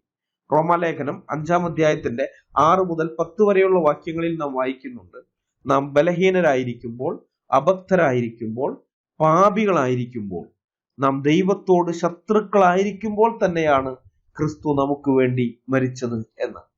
അതായത് പിതാവായ ദൈവം തന്റെ ഏകജാതനായ പുത്രനെ സമ്മാനമായി നൽകിയത് തന്നെ സ്നേഹിക്കുന്നവർക്ക് വേണ്ടി മാത്രമായിരുന്നില്ല, തന്നോട് ശത്രുതയുള്ളവർക്കും വേണ്ടി കൂടിയായിരുന്നു. യേശുക്രിസ്തു കാൽവരി ക്രൂശിൽ തന്റെ ജീവനെ വെച്ചുകൊടുത്തത് തന്റെ സ്നേഹിതന്മാർക്ക് വേണ്ടി മാത്രമായിരുന്നില്ല, തന്നോട് ശത്രുത പുലർത്തുന്നവർക്കും വേണ്ടി കൂടിയായിരുന്നു. അതുകൊണ്ടാണ് തന്നെ ക്രൂശിച്ചവരോട് ക്ഷമിക്കണമേ എന്ന് യേശുക്രിസ്തു കുരിശിൽ കിടക്കുന്ന സമയത്തും പിതാവിനോട് അപേക്ഷിച്ചത്. ലോകത്തിലുള്ള മനുഷ്യർ സ്നേഹിതന്മാർക്ക് മാത്രം സമ്മാനങ്ങൾ നൽകുമ്പോൾ ബൈബിളിലെ ദൈവം തന്നോട് ശത്രുത പുലർത്തുന്നവർക്കും ഗിഫ്റ്റ് നൽകുന്നവനാണ്. അതും ഏറ്റവും വിലപിടിപ്പുള്ള ഗിഫ്റ്റ്. മതങ്ങളിൽ നിന്ന് ക്രിസ്ത്യാനിറ്റിയെ വ്യത്യാസപ്പെടുത്തുന്നത് ഇതാണ്. പൗരാണികമായ ഒരുമാതിരി എല്ലാ മതങ്ങളെയും നാം പരിശോധിച്ചാൽ അവയിലെല്ലാം തന്നെ അവതാര സങ്കല്പങ്ങൾ ഉണ്ട് എന്ന് കാണാൻ പറ്റും. എന്തിനാണ് അവതാരങ്ങൾ എടുക്കുന്നത് എന്ന് ചോദിച്ചാൽ, ഈ ദുഷ്ടന്മാരെ നിഗ്രഹിച്ച് നല്ലവരെ രക്ഷിക്കുക എന്നതാണ് അവതാരങ്ങളുടെ ലക്ഷ്യം എന്ന ഉത്തരം കിട്ടും. അതായത് വില്ലന്മാർ നല്ലവരായ ആളുകളെ കൊല്ലുകയും അവരുടെ ജീവിതം ബുദ്ധിമുട്ടിലാക്കുകയും ചെയ്യുന്ന സമയത്ത് ഹീറോ അവതരിക്കുന്നു, വില്ലന്മാരെ കൊല്ലുന്നു, നല്ലവരെയൊക്കെ രക്ഷിക്കുന്നു. ഇതാണ് മതങ്ങളിലെ അവതാര സങ്കല്പങ്ങളുടെ 1 ലൈൻ സ്റ്റോറി എന്ന് പറയുന്നത്. എന്നാൽ ബൈബിളിലെ യേശുക്രിസ്തുവിന്റെ ജഡധാരണത്തിന് ഇങ്ങനെയൊരു സ്റ്റോറിയല്ല പറയാനുള്ളത്. ബൈബിളിലെ ദൈവം സ്വർഗത്തിലിരുന്ന് ഭൂമിയിലേക്ക് നോക്കിയപ്പോൾ നല്ലവരെ ആരെയും കാണാനില്ല, എല്ലാവരും പാപികളാണ്, പാപം ചെയ്യുന്നവരാണ്, അഥവാ വില്ലന്മാരാണ്. ആ വില്ലന്മാരെ രക്ഷിക്കാൻ വേണ്ടിയാണ് യേശുക്രിസ്തു ഭൂമിയിലേക്ക് വന്നത്. വൺ ലൈൻ സ്റ്റോറി ആയിട്ട് പറഞ്ഞാൽ, വില്ലന്മാരെ രക്ഷിക്കാൻ വേണ്ടി വില്ലന്മാരുടെ കയ്യാൽ കൊല്ലപ്പെടാൻ വന്ന ഹീറോ അവനാണ് യേശുക്രിസ്തു. ഇതാണ് സുവിശേഷത്തിന്റെ കാതൽ. ഇങ്ങനെ ഒരു സംഗതി ലോകത്ത് എവിടെയെങ്കിലും നിങ്ങൾ കേട്ടിട്ടുണ്ടോ? ഇല്ല. ബൈബിളിൽ മാത്രമേ ഇങ്ങനെ ഒരു കാര്യം പറയുന്നുള്ളൂ. അതുകൊണ്ടാണ് സുവിശേഷം നിസ്തുലമായതാണ് എന്ന് ഞങ്ങൾ പറയുന്നത്. ബൈബിളിലെ ദൈവം പാപികളെ സ്നേഹിക്കുന്നവനായതുകൊണ്ട് പാപികൾക്ക് വേണ്ടി ജീവൻ കൊടുക്കാനും തയ്യാറുള്ളവനാണ്. അങ്ങനെ ഒരു ദൈവത്തെ ബൈബിളിലല്ലാതെ ലോകത്ത് വേറൊരിടത്തും നിങ്ങൾക്ക് കാണാൻ സാധിക്കുകയില്ല. ഞാൻ പറഞ്ഞു വന്നതിന്റെ സാരം എന്താണെന്ന് വെച്ചാൽ, ബൈബിളിലെ ദൈവം മനുഷ്യനെ സ്നേഹിക്കുന്നു എന്ന് പറയുകയും ആ സ്നേഹം പ്രവൃത്തിയാൽ വെളിപ്പെടുത്തുകയും ചെയ്തിട്ടുണ്ട്. ഓരോ മതങ്ങളിലെയും ദൈവങ്ങളുടെ മേൽ അതത് ദൈവങ്ങളുടെ ആരാധകർ സ്നേഹം എന്ന ഗുണം ആരോപിക്കുന്നുണ്ട്. എന്നാൽ അത് കേവലം ആരോപണം മാത്രമാണ്. തെളിവ് നൽകാൻ അവർക്കാർക്കും സാധിക്കുകയില്ല എന്നുള്ളതാണ് വസ്തുത. അവർ തങ്ങളുടെ ദൈവങ്ങളുടെ മേൽ ആരോപിക്കുന്ന മറ്റുള്ള എല്ലാ ഗുണങ്ങളുടെ കാര്യം നോക്കിയാലും ഇതുപോലെയൊക്കെ തന്നെയാണ് അതും എന്ന് കാണാം. നിങ്ങളുടെ ദൈവത്തിന്റെ ഗുണങ്ങളെല്ലാം ഞങ്ങളുടെ ദൈവത്തിനും ഉണ്ട് എന്നാരെങ്കിലും പറഞ്ഞു വരുമ്പോൾ, ഒരു ക്രിസ്ത്യാനി അവൻ വിശ്വസിക്കുന്ന അവന്റെ ദൈവത്തിന്റെ പ്രവൃത്തികളെ കുറിച്ച് പറഞ്ഞിട്ട് അത്തരം പ്രവൃത്തികൾ നിങ്ങളുടെ ദൈവം ചെയ്തിട്ടുണ്ടോ എന്നാണ് ആദ്യം ചോദിക്കേണ്ടത്. അതിനുശേഷം ബൈബിളിലെ ദൈവത്തിന്റെ ആട്രിബ്യൂട്ട്സ് വേറെ ഒരു മതദൈവത്തിനും ഇല്ല എന്നുമാണ് അവൻ തെളിയിച്ചു കൊടുക്കേണ്ടത്. ഇതിനെക്കുറിച്ച് യാതൊരു ധാരണയുമില്ലാത്ത കത്തോലിക്കരെയും മറ്റ് ക്രിസ്ത്യാനികളെയും പറ്റിക്കാൻ വേണ്ടിയാണ് സുലൈമാൻ തുർക്കിയും 70% ബ്രദറുകാരനായ അജി പോളും ശ്രമിക്കുന്നത്. രണ്ടെണ്ണത്തിനെയും ഒരേ നുകത്തിൽ തന്നെ കെട്ടാം. മനസ്സിലായോ? ഒരേ നുകത്തിന്റെ ഇടത്തും വലത്തും കെട്ടാൻ പറ്റിയ മുതലുകളാണ് ഇത് രണ്ടും. അജി പോളിന്റെ വാദത്തിന് അജീഷ് ബ്രദർ വളരെ വ്യക്തമായി തന്നെ ഖണ്ഡനം നടത്തുന്നുണ്ട് അവിടെ. ആ ഭാഗം നമുക്കൊന്നുകൂടി കേട്ടു നോക്കാം. അതായത് ദൈവം ക്ഷമിക്കുന്നവനാണ്, പൊറുക്കുന്നവനാണ്, കരുണയുള്ളവനാണ്. ഈ പറഞ്ഞ ക്യാരക്ടർ അള്ളാഹുവിനും യഹോവയ്ക്കും തുല്യമാണോ? അല്ല, അട്രിബ്യൂട്ട്സ് അല്ല. അതെന്താ അല്ലാത്തത്? കാരണം അള്ളാഹു നേരിട്ട് ഒരു വാക്ക് പോലും ഖുറാന്റെ അകത്ത് പറഞ്ഞിട്ടില്ല. അപ്പൊ പിന്നെ എങ്ങനെയാണ്? അജീഷ് ബ്രദറിന്റെ മറുപടി നിങ്ങൾ കേട്ടല്ലോ. അള്ളാഹു നേരിട്ടൊരു വാക്ക് പോലും ഖുറാനിൽ പറഞ്ഞിട്ടില്ല എന്നുള്ളത് അജി പോളിന്റെ വാദത്തിനെതിരെയുള്ള ഖണ്ഡനമാണ്. ബൈബിളിലെ ദൈവത്തിന്റെ ഒരു സ്വഭാവ ഗുണമാണ് റിവീൽ ചെയ്യുക, അല്ലെങ്കിൽ വെളിപ്പെടുത്തുക, തന്നെ വെളിപ്പെടുത്തുക എന്നുള്ളത്. പുറപ്പാട് പുസ്തകം 3-ാം അധ്യായത്തിൽ ഇസ്രായേൽ ജനത്തെ വിടിവിക്കാൻ വേണ്ടി മോശയെ ഈജിപ്തിലേക്ക് അയക്കുമ്പോൾ യഹോവയായ ദൈവം മോശയോട് പറയുന്ന ഒരു കാര്യമുണ്ട്. പുറപ്പാട് പുസ്തകം 3-ാം അധ്യായത്തിന്റെ 18-ാമത്തെ വാക്യം ഞാൻ വായിക്കാം. അപ്പോൾ നീയും ഇസ്രായേൽ മൂപ്പന്മാരും മിസ്രയീം രാജാവിന്റെ അടുക്കൽ ചെന്ന് അവനോട്, എബ്രായരുടെ ദൈവമായ യഹോവ ഞങ്ങൾക്ക് വെളിപ്പെട്ടു വന്നിരിക്കുന്നു. ആകയാൽ ഞങ്ങൾ 3 ദിവസത്തെ വഴി മരുഭൂമിയിൽ ചെന്ന് ഞങ്ങളുടെ ദൈവമായ യഹോവയ്ക്ക് യാഗം കഴിക്കട്ടെ എന്ന് പറയും. പുറപ്പാട് 3:18. ദൈവമായ യഹോവ ഞങ്ങൾക്ക് വെളിപ്പെട്ടു വന്നിരിക്കുന്നു എന്ന് നീ പറയണമെന്നാണ് യഹോവ മോശയോട് പറയുന്നത്. മനുഷ്യരുടെ മുൻപാകെ വെളിപ്പെടാൻ ഒരു മടിയും ഇല്ലാത്തവനാണ് ബൈബിളിലെ ദൈവമായ യഹോവ. ഒരു സംഭവം കൂടി ഞാൻ പറയാം. യഹോവയായ ദൈവം മോശയിലൂടെ തന്റെ ന്യായപ്രമാണം നൽകുന്നതിനോട് അനുബന്ധിച്ച് നടന്ന സംഭവമാണ്. പുറപ്പാട് പുസ്തകം 19-ാം അധ്യായത്തിന്റെ 9 മുതൽ 11 വരെയുള്ള വാക്യങ്ങൾ ഞാൻ വായിക്കാം. യഹോവ മോശയോട്, ഞാൻ നിന്നോട് സംസാരിക്കുമ്പോൾ ജനം കേൾക്കേണ്ടതിനും നിന്നെ എന്നേക്കും വിശ്വസിക്കേണ്ടതിനും ഞാൻ ഇതാ മേഘതമസിൽ നിന്റെ അടുക്കൽ വരുന്നു എന്നരുളി ചെയ്തു. ജനത്തിന്റെ വാക്ക് മോശ യഹോവയോട് ബോധിപ്പിച്ചു. യഹോവ പിന്നെയും മോശയോട് കൽപ്പിച്ചത്, നീ ജനത്തിന്റെ അടുക്കൽ ചെന്ന് ഇന്നും നാളെയും അവരെ ശുദ്ധീകരിക്കാം. അവർ വസ്ത്രം അലക്കി 3-ാം ദിവസത്തേക്ക് ഒരുങ്ങിയിരിക്കട്ടെ. 3-ാം ദിവസം യഹോവ സകല ജനവും കാണെ സീനായി പർവ്വതത്തിൽ ഇറങ്ങും. പുറപ്പാട് പുസ്തകം 19-ാം അധ്യായത്തിന്റെ 9 മുതൽ 11 വരെയുള്ള വാക്യം. ദശലക്ഷക്കണക്കിന് ജനങ്ങൾ കാണെ യഹോവ പരസ്യമായി വെളിപ്പെടുന്ന കാര്യമാണ് ഇവിടെ പറയുന്നത്. യഹോവ മോശയോട് സംസാരിക്കുമ്പോൾ ജനം കേൾക്കേണ്ടതിനും മോശയെ എന്നേക്കും വിശ്വസിക്കേണ്ടതിനും വേണ്ടിയാണ് സകല ജനവും കാണെ സീനായി പർവ്വതത്തിൽ യഹോവ വെളിപ്പെടാൻ തയ്യാറായത്. ജനങ്ങൾക്ക് വിശ്വസിക്കാൻ ആവശ്യമായ തെളിവുകൾ നൽകുക എന്നുള്ളത് ബൈബിളിലെ ദൈവത്തിന്റെ സ്വഭാവമാണ്. പുറപ്പാട് പുസ്തകം 19-ാം അധ്യായത്തിന്റെ 16 മുതലുള്ള വാക്യങ്ങളിൽ യഹോവ ഇസ്രായേൽ ജനത്തിന് മുമ്പാകെ വെളിപ്പെടുന്നത് രേഖപ്പെടുത്തിയിട്ടുണ്ട്. അത് ഞാൻ വായിക്കാം. മൂന്നാം ദിവസം നേരം വെളുത്തപ്പോൾ ഇടിമുഴക്കവും മിന്നലും പർവ്വതത്തിൽ കാർമേഘവും മഹാഗംഭീരമായ കാഹളധ്വനിയും ഉണ്ടായി. പാളയത്തിലുള്ള ജനം ഒക്കെയും നടുങ്ങി. ദൈവത്തെ എതിരേൽപ്പാൻ മോശെ ജനത്തെ പാളയത്തിൽ നിന്ന് പുറപ്പെടുവിച്ചു. അവർ പർവ്വതത്തിന്റെ അടിവാരത്ത് നിന്നു. യഹോവ തീയിൽ സീനായി പർവ്വതത്തിൽ ഇറങ്ങുകയാൽ അത് മുഴുവനും പുക കൊണ്ട് മൂടി. അതിന്റെ പുക തീച്ചൂളയിലെ പുക പോലെ പൊങ്ങി. പർവ്വതമൊക്കെയും ഏറ്റവും കുലുങ്ങി. കാഹളധ്വനി ദീർഘമായി ഉറച്ചുറച്ചു വന്നപ്പോൾ മോശെ സംസാരിച്ചു. ദൈവം ഉച്ചത്തിൽ അവനോട് ഉത്തരമരുളി. യഹോവ സീനായി പർവ്വതത്തിന്റെ കൊടുമുടിയിൽ ഇറങ്ങി. യഹോവ മോശയെ പർവ്വതത്തിന്റെ കൊടുമുടിയിലേക്ക് വിളിച്ചു. മോശെ കയറി ചെന്നു. പുറപ്പാട് പുസ്തകം 19 അധ്യായത്തിന്റെ 16 മുതൽ 20 വരെ. ലക്ഷക്കണക്കിന് വരുന്ന ജനം ദൃക്സാക്ഷികളായിരിക്കുമ്പോഴാണ് ഈ സംഭവം നടക്കുന്നത്. സർവശക്തനായ ദൈവത്തിന്റെ സ്വയം വെളിപ്പെടുത്തൽ അന്ന് സീനായി പർവ്വതത്തിൽ നടന്നപ്പോൾ ഇടിമുഴക്കം പോലെയുള്ള ദൈവത്തിന്റെ ശബ്ദം കേട്ട് ജനം ഭയന്ന് ഉറച്ചുപോയി. ആ ശബ്ദം ഇനി ഒരിക്കൽ കൂടി കേട്ടാൽ തങ്ങൾ മരിച്ചു പോകുമെന്ന് അവർ ചിന്തിച്ചു. അതുകൊണ്ട് പിന്നെ അവർ മോശയോട് പറയുന്നത് പുറപ്പാട് പുസ്തകം 20 അധ്യായത്തിന്റെ 18 മുതൽ 21 വരെയുള്ള വാക്യങ്ങളിൽ രേഖപ്പെടുത്തിയിട്ടുണ്ട്. ഞാൻ വായിക്കാം. ജനമൊക്കെയും ഇടിമുഴക്കവും മിന്നലും കാഹളധ്വനിയും പർവ്വതം പുകയുന്നതും കണ്ടു. ജനം അത് കണ്ടപ്പോൾ വിറച്ചുകൊണ്ട് ദൂരത്ത് നിന്നു. അവർ മോശയോട്, നീ ഞങ്ങളോട് സംസാരിക്ക, ഞങ്ങൾ കേട്ടുകൊള്ളാം. ഞങ്ങൾ മരിക്കാതിരിക്കേണ്ടതിന് ദൈവം ഞങ്ങളോട് സംസാരിക്കരുതേ എന്ന് പറഞ്ഞു. മോശെ ജനത്തോട്, ഭയപ്പെടേണ്ട, നിങ്ങളെ പരീക്ഷിക്കേണ്ടതിനും നിങ്ങൾ പാപം ചെയ്യാതിരിപ്പാൻ അവങ്കലുള്ള ഭയം നിങ്ങൾക്ക് ഉണ്ടായിരിക്കേണ്ടതിനും അത്രേ ദൈവം വന്നിരിക്കുന്നത് എന്ന് പറഞ്ഞു. അങ്ങനെ ജനം ദൂരത്ത് നിന്നു. മോശയോ ദൈവം ഇരുന്ന ഇരുളിന് അടുത്ത് ചെന്നു. പുറപ്പാട് പുസ്തകം 20 അധ്യായത്തിന്റെ 18 മുതൽ 21 വരെയുള്ള വാക്യങ്ങൾ. ഇവിടെ ജനം വളരെ വ്യക്തമായി മനസ്സിലാക്കി ദൈവമാണ് തങ്ങളുടെ അടുക്കൽ വന്നിരിക്കുന്നത് എന്ന്. എന്തിനാണ് ദൈവം അവരുടെ അടുക്കൽ ഇറങ്ങി വന്നിരിക്കുന്നത് എന്ന് മോശെ അവരോട് പറയുകയും ചെയ്തു. മോശയുടെ നേതൃത്വത്തിൽ ഇസ്രായേൽ ജനത്തെ മിസ്രയീമിൽ നിന്ന് വിടുവിച്ചു കൊണ്ടുവന്നപ്പോൾ സീനായ് മരുഭൂമിയിൽ വെച്ച് ദൈവം അവർക്ക് ന്യായപ്രമാണം നൽകി. ആ ന്യായപ്രമാണത്തിന്റെ ഒന്നാമത്തെ കൽപ്പന ഇപ്രകാരമാണ്: അടിമ വീടായ മിസ്രയീം ദേശത്ത് നിന്ന് നിന്നെ കൊണ്ടുവന്ന യഹോവയായ ഞാൻ നിന്റെ ദൈവമാകുന്നു. ഞാനല്ലാതെ അന്യ ദൈവങ്ങൾ നിനക്ക് ഉണ്ടാകരുത്. പുറപ്പാട് പുസ്തകം 20 അധ്യായത്തിന്റെ 2-3 വാക്യങ്ങൾ. ഇതുപോലെ ക്ലിയർ കട്ടായിട്ട് നേർക്ക് നേരെ നിന്ന് സ്വയം വെളിപ്പെടുത്തിക്കൊണ്ട് അള്ളാഹു എന്തെങ്കിലും ഒരു കാര്യം പറഞ്ഞത്, മുഹമ്മദിനോട് പറഞ്ഞത്, അല്ലെങ്കിൽ അവിടുത്തെ സ്വഹാബിമാരോ ജനക്കൂട്ടം അങ്ങനെ ആരെങ്കിലോടൊക്കെ പറഞ്ഞത് വല്ലതും ഖുറാനിൽ ഉണ്ടോ എന്നാണ് അജീഷ് ബ്രദറിന്റെ ചോദ്യം. മനസ്സിലായോ? അതാണ് അജീഷ് ബ്രദർ ചോദിച്ചത്. ഖുറാനിലെ അള്ളാഹു അങ്ങനെ വെളിപ്പെട്ടിട്ടുണ്ടോ? അല്ലെങ്കിൽ പ്രസ്താവനയായിട്ട് പറഞ്ഞു അള്ളാഹു ഒരിക്കലും ആരുടെ മുമ്പിലും വെളിപ്പെട്ടിട്ടില്ല. എന്നാൽ ബൈബിളിലെ ദൈവത്തിന്റെ ആട്രിബ്യൂട്ട്സുകളിൽ ഒന്നാണ് റിവീൽ ചെയ്യുക, സ്വയം വെളിപ്പെടുത്തുക എന്നുള്ളത്.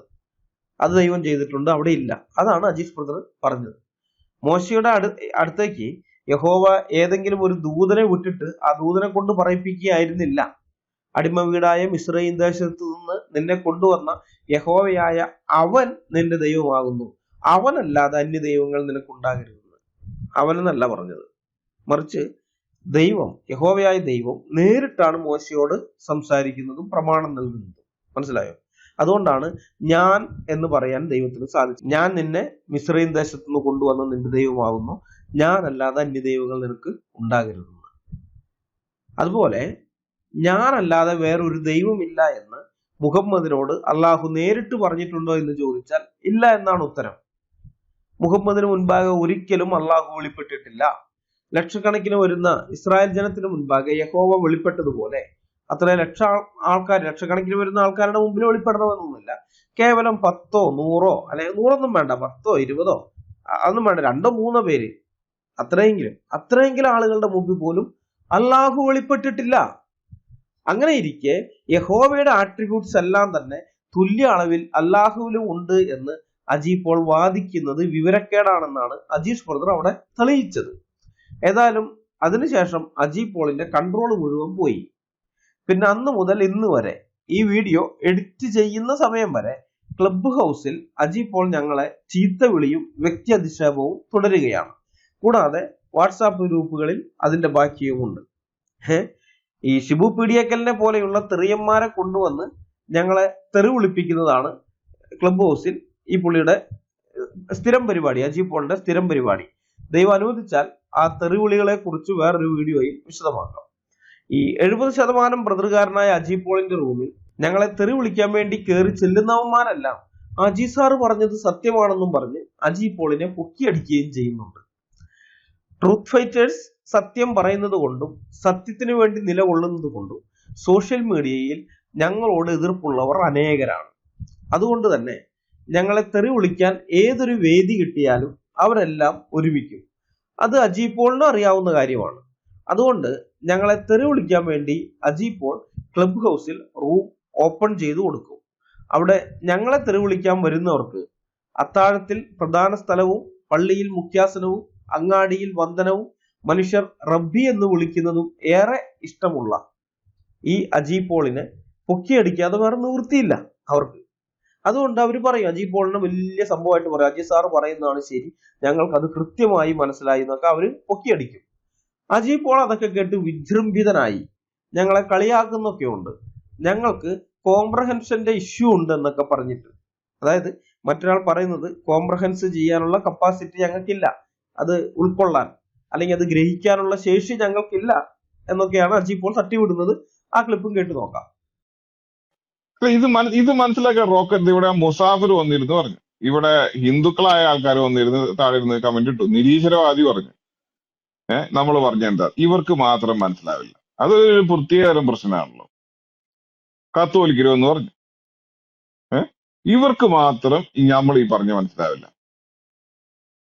അതൊരു അസുഖമല്ലേ, കോംപ്രിഹെൻഷന്റെ ഇഷ്യൂ അല്ലേ അത്. അജി പോൾ പറഞ്ഞതിലെ ദൈവനിന്ദ മനസ്സിലാകണമെങ്കിൽ ബിബ്ലിക്കൽ തിയോളജിയുടെ ബാലപാഠമെങ്കിലും അറിഞ്ഞിരിക്കണം. ട്രൂത്ത് ഫൈറ്റേഴ്സിനെ തെറിവിളിക്കാൻ വേണ്ടി അജി പോളിന്റെ റൂമിലേക്ക് ചെല്ലുന്ന ഹിന്ദുക്കൾക്കും നിരീശ്വരവാദികൾക്കും പിന്നെ ഈ ഷിബു പിടിയക്കലിന്റെ കൂടെ കൂടി യഹോവയെ തെറിവിളിച്ച് നടക്കുന്ന സുലൈമാൻ തുർക്കിക്ക് വേണ്ടി വാദിക്കുന്ന കത്തോലിക്കർക്കും സിസ്റ്റമാറ്റിക് തിയോളജിയെ കുറിച്ച് എന്തറിയാനാണ്? അജി പോൾ ദൈവത്തെ പറ്റി പറയുന്ന ഏത് വിവരക്കേടും അവർക്ക് സ്വീകാര്യമായിരിക്കും എന്ന് കരുതി ഞങ്ങൾക്കത് അംഗീകരിക്കാൻ സാധിക്കുമെന്നാണോ അജി പോൾ ധരിച്ചു വെച്ചിരിക്കുന്നത്? എങ്കിൽ അതൊരു തെറ്റിദ്ധാരണ മാത്രമാണ് എന്ന് ഉറപ്പിച്ചു കൊള്ളട്ടെ. അജി പോളിനോട് പറയാണ്, അത് വെറും തെറ്റിദ്ധാരണ മാത്രമാണ്. ഈ ദൈവത്തിനെ പിടിച്ച് പിശാചായിരിക്കുന്ന അള്ളാഹുവിനോട് തുലനപ്പെടുത്തിയാൽ അത് കേട്ടുകൊണ്ട് ഞങ്ങൾ മിണ്ടാതിരിക്കുകയില്ല.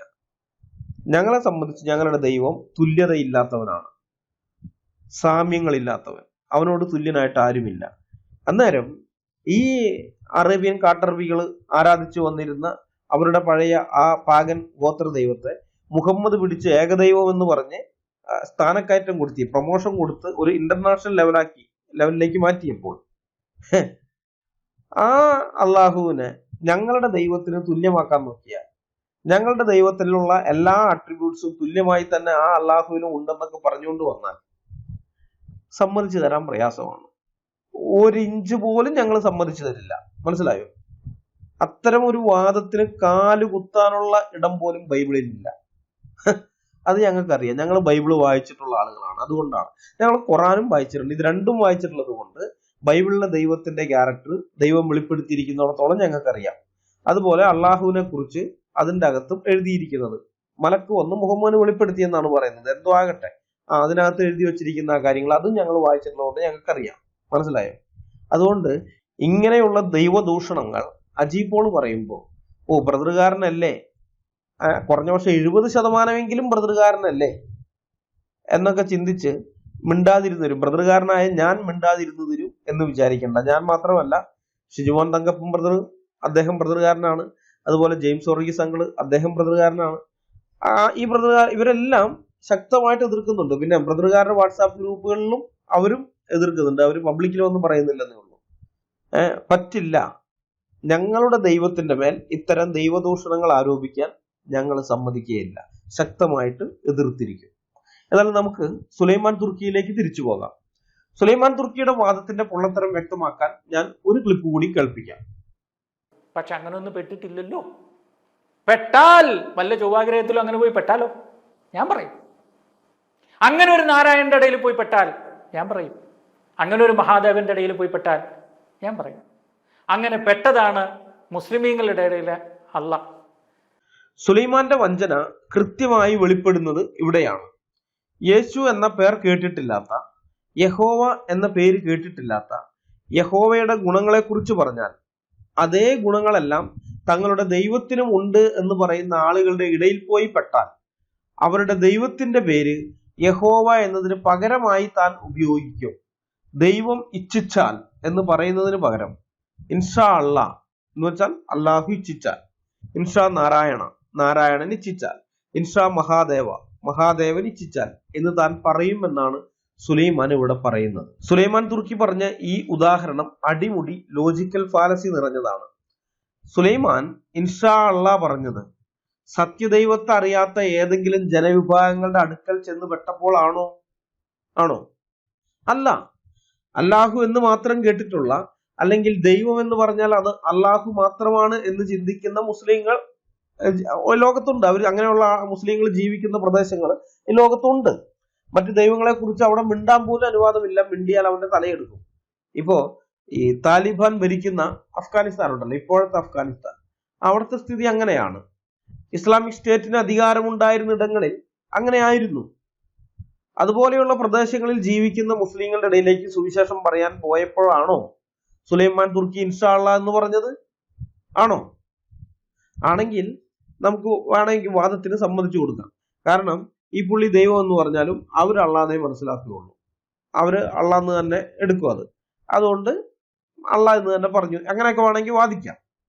പക്ഷെ അതൊന്നും അല്ലല്ലോ, അങ്ങനെയൊന്നുമല്ല. പിന്നെ എപ്പോഴാണ് സുലൈമാൻ തുർക്കി ആയാലും സുലൈമാൻ തുർക്കിയുടെ ഭാര്യ ആയാലും ഇൻഷാ അള്ളാ ഒക്കെ പറയുന്നത്? എപ്പോഴാ? ഫിലോക്കാലിയുടെ ധ്യാനങ്ങളിൽ പങ്കെടുക്കാൻ വരുന്നവരുടെ മുന്നിലാണ് സുലൈമാനും ഭാര്യയും ഇൻഷാ അള്ളാ പറയുന്നത്. ഫിലോക്കാലിയുടെ ധ്യാനങ്ങളിൽ പങ്കെടുക്കാൻ വരുന്നവർ അല്ലാഹു അല്ലാതെ മറ്റൊരു ദൈവത്തിന്റെയും പേര് കേട്ടിട്ടില്ലാതെ ജീവിച്ചു പോകുന്ന മുസ്ലിങ്ങളാണോ? അല്ല, കത്തോലിക്കരാണ്. കത്തോലിക്കരോട് സംസാരിക്കുമ്പോൾ ഇൻഷാ അള്ളാ പറയേണ്ട കാര്യം എന്താണ്? കത്തോലിക്കരോട് സംസാരിക്കുമ്പോൾ യാഹ്വേ എന്നോ കർത്താവ് എന്നോ അതുമല്ലെങ്കിൽ ദൈവം എന്നോ സുലൈമാന് പറയാം.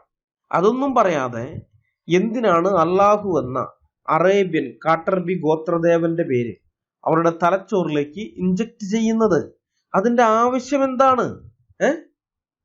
മുസ്ലിങ്ങൾ മാത്രമുള്ള ഇടത്ത് എന്ന് സുലൈമാൻ സംസാരിക്കുമ്പോൾ ഇൻഷാ അള്ളാ എന്ന് പറഞ്ഞാൽ അത് നിവൃത്തികേട് കൊണ്ടാണ്. ദൈവം എന്ന് പറഞ്ഞാൽ അവരത് അള്ളാ എന്നേ മനസ്സിലാക്കുകയുള്ളൂ, അതുകൊണ്ട് അങ്ങനെ ഉപയോഗിക്കേണ്ടി വന്നതാണെന്ന് വാദത്തിന് വേണ്ടി സമ്മതിച്ചു തരാം. നേരത്തെ പറഞ്ഞല്ലോ, അത് വേണമെങ്കിൽ സമ്മതിക്കാം. പക്ഷെ കത്തോലിക്കരോട് സംസാരിക്കുമ്പോൾ സുലൈമാൻ എന്തിനാണ് ഇൻഷാ അള്ളാ എന്ന് പറയുന്നത്? അതാണ് ചോദ്യം. ആ ചോദ്യത്തിന് ഉത്തരം പറയാതെ വല്ല ചൊവ്വാഗ്രഹത്തിലും ചെന്നുപെട്ടാലോ എന്നല്ല മറുപടി പറയേണ്ടത്. സുലൈമാൻ തുർക്കി ഇൻഷാ അള്ളാ എന്ന് പറഞ്ഞത് ചൊവ്വാഗ്രഹത്തിൽ വെച്ചല്ല, ഭൂമിയിൽ ഫിലോക്കാലിയുടെ ധ്യാനങ്ങളിൽ പങ്കെടുക്കാമെന്ന കത്തോലിക്കരോടാണ്. അതുകൊണ്ടാണ് സുലൈമാനെതിരെ ചോദ്യങ്ങൾ വരുന്നത്. ആ ചോദ്യങ്ങളെ അവഗണിക്കാൻ സുലൈമാൻ തുർക്കിക്ക് ഇനി പ്രയാസമായിരിക്കും. കാരണം ഈ വിഷയത്തിലുള്ള ഞങ്ങളുടെ കൂടുതൽ വീഡിയോകൾ വെളിയിൽ വരുമ്പോൾ ദൈവശാസ്ത്രപരമായി അല്ലെങ്കിൽ തിയോളജിക്കലായി ഇതിനകത്തുള്ള പ്രശ്നങ്ങൾ എന്തൊക്കെയാണെന്ന് തിയോളജി പഠിച്ചിട്ടില്ലാത്ത സാധാരണക്കാരായ ക്രിസ്ത്യാനികൾക്ക് പോലും മനസ്സിലാവും. ഇത്തരം കള്ളനാണയങ്ങളെ തുറന്നു കാണിക്കാൻ ഏറ്റവും നല്ലത് ഇവരുടെയൊക്കെ പുറകെ പോകുന്ന സാധാരണക്കാരായ ക്രിസ്ത്യാനികളെ ദൈവവചനത്തിന്റെ അടിസ്ഥാനത്തിൽ കാര്യങ്ങൾ പഠിപ്പിക്കുക എന്നതാണ്. അങ്ങനെ വരുമ്പോൾ ഇപ്പൊ അവരുടെ കൂടെ പോകുന്ന ആളുകൾ തന്നെ ഇങ്ങനെയുള്ളവര് ചോദ്യം ചെയ്തോളും. ദൈവം അനുവദിക്കുന്ന പക്ഷം അത്തരം വീഡിയോകൾ ഇനിയും പുറകെ വരുന്നതാണ്. അടുത്ത വീഡിയോയുമായി വരുന്നത് വരെ കർത്താവായ യേശുക്രിസ്തു നമ്മളെല്ലാവരെയും കാത്തു സൂക്ഷിക്കുമാറാകട്ടെ. അവിടുത്തെ വിലയേറിയ നാമം മാത്രം എന്നും എന്നേക്കും വാഴ്ത്തപ്പെടുമാറാകട്ടെ. ആമേൻ.